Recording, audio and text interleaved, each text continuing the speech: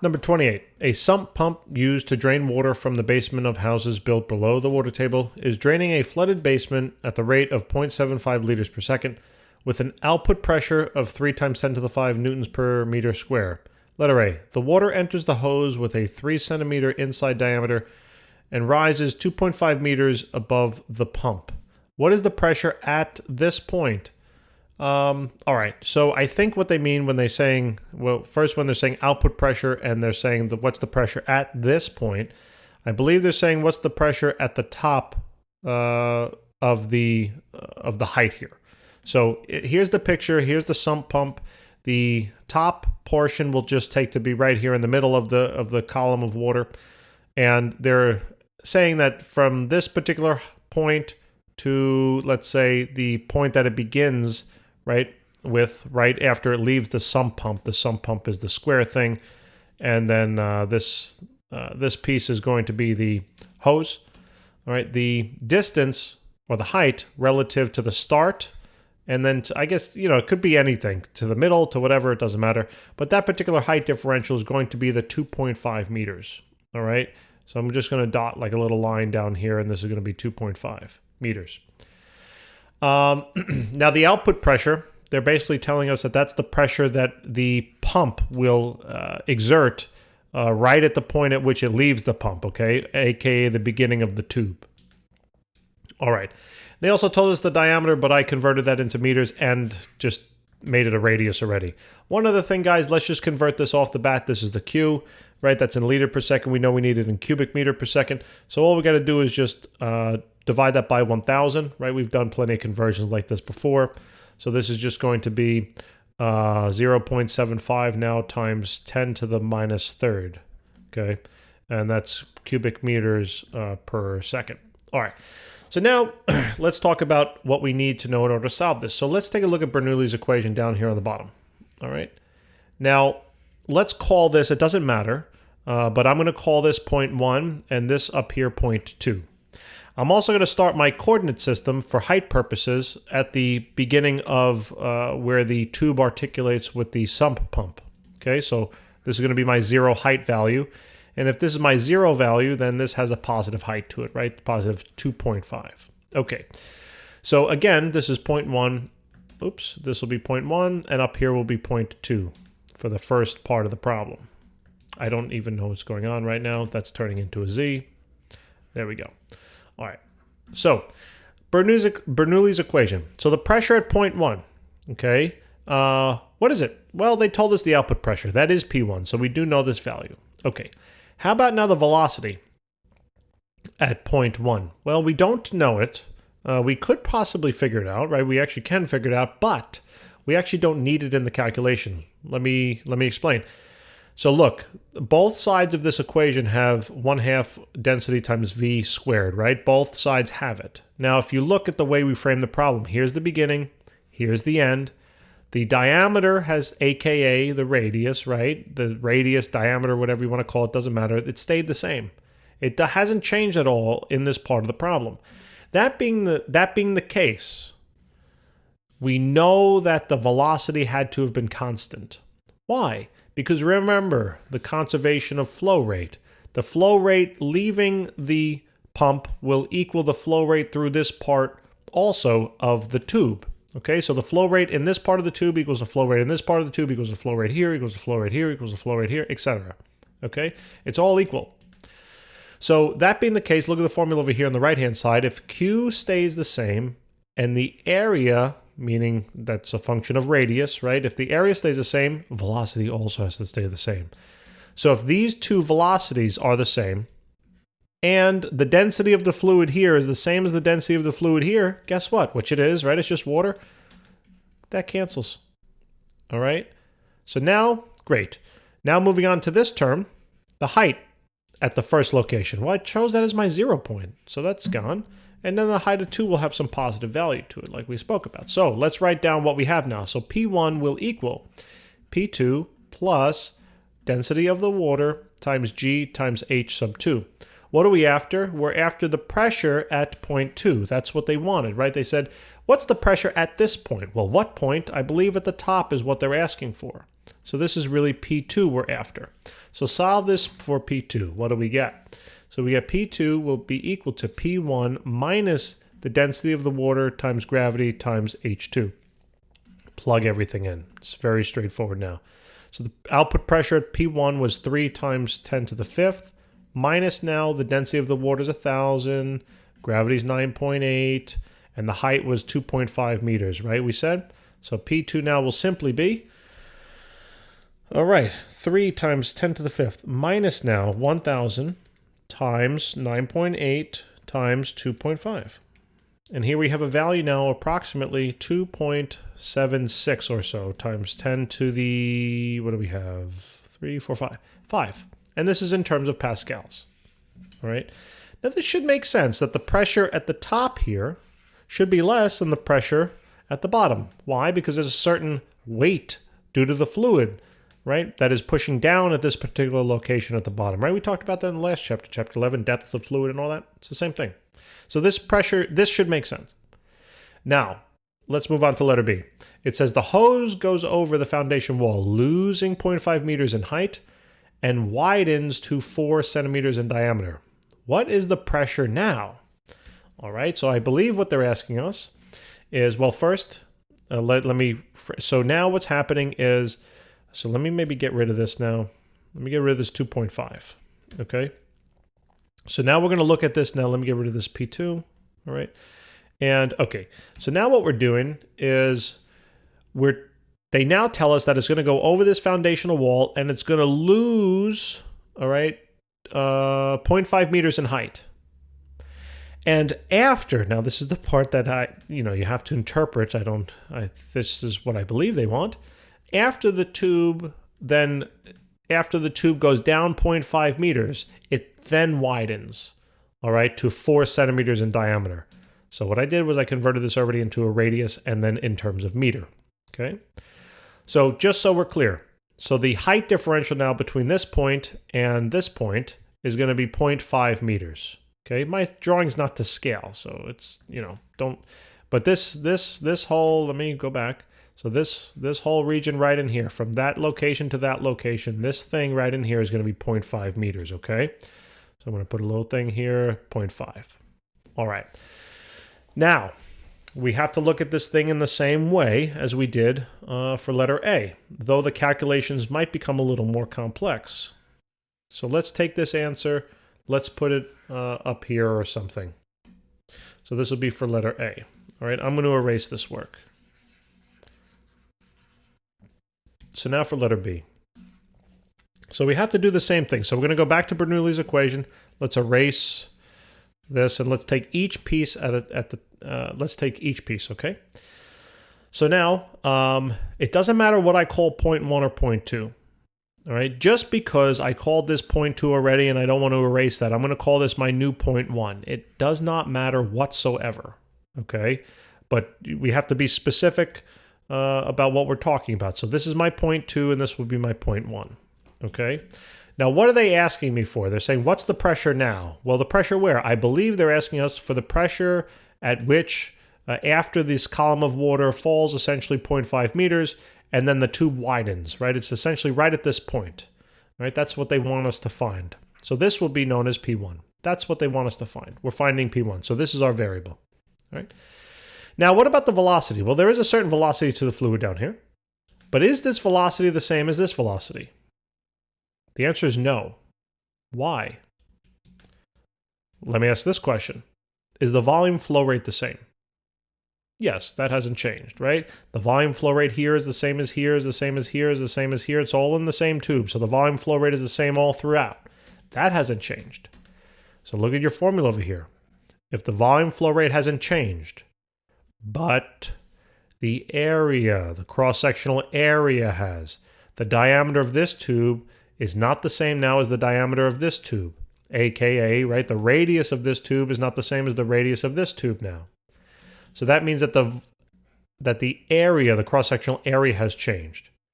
So think about that. If this number stays the same and A changes, V also has to change, right? That's like saying 10 is equal to, let's say 2 times, let me choose a different number. That's like saying 20 is equal to 2 times 10, right? This is your Q, this is your A, and this is your V.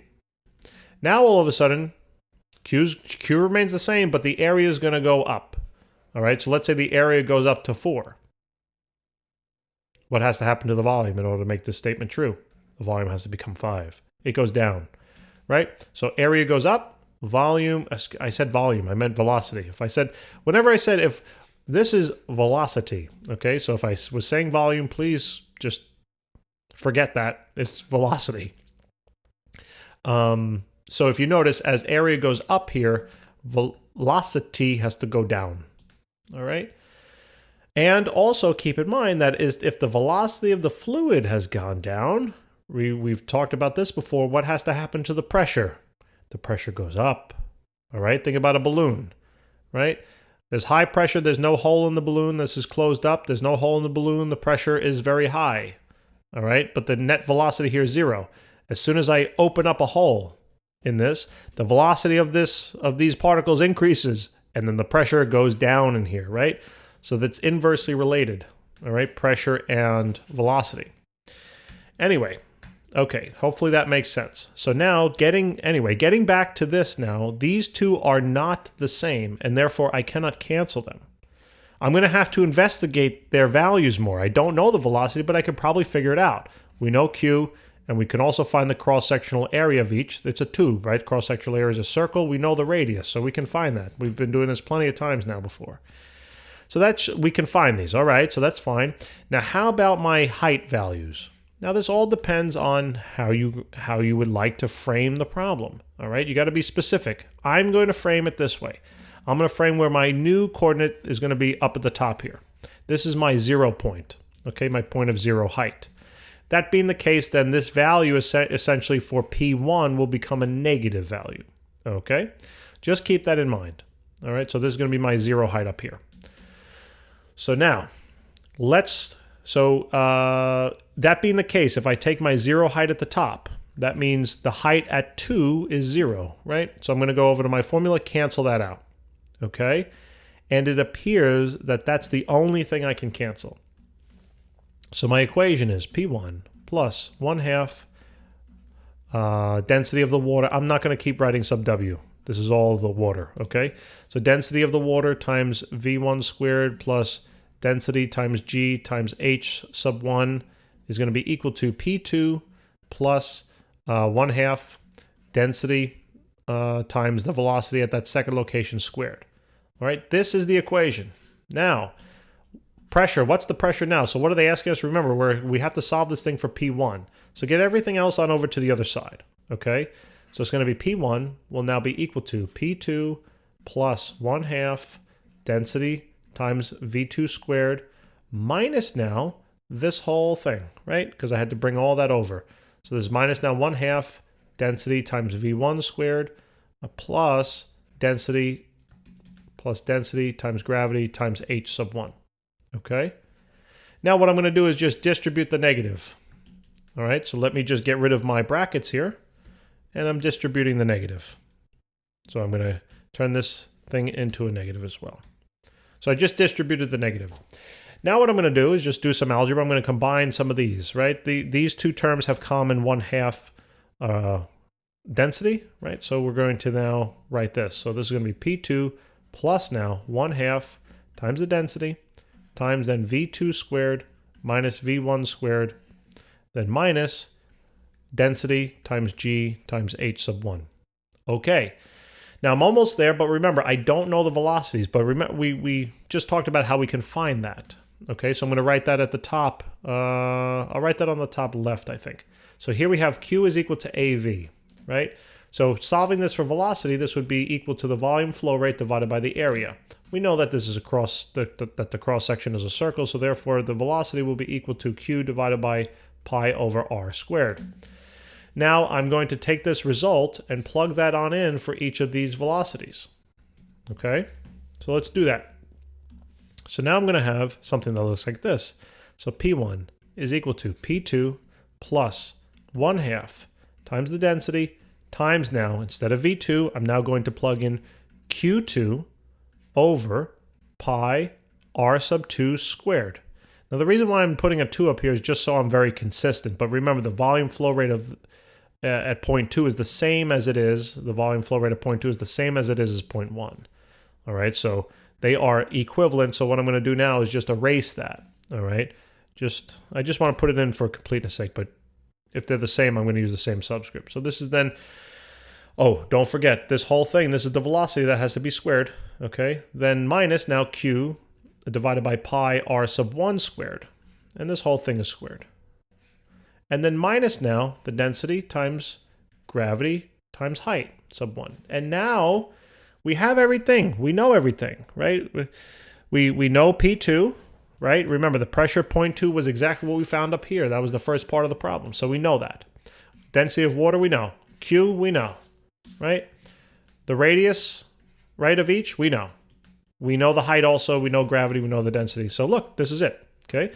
You can probably further simplify this if you like. I'm thinking about if I want to do that. I'm going to I'm going to leave it alone. So here we're going to start plugging things in. Okay. So P1, you can further condense it if you want, but I'm just going to leave it 2.76 times 10 raised to the 5th plus now 1/2 times the density of water, which is 1,000.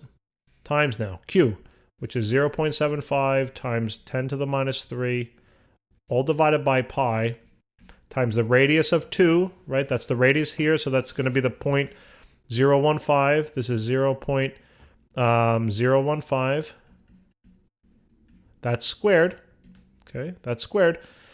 And then, what do we have? And then, oh, don't forget, this whole thing is squared. Okay.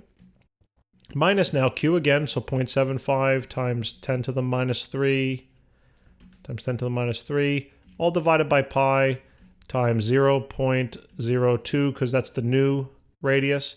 This whole thing squared.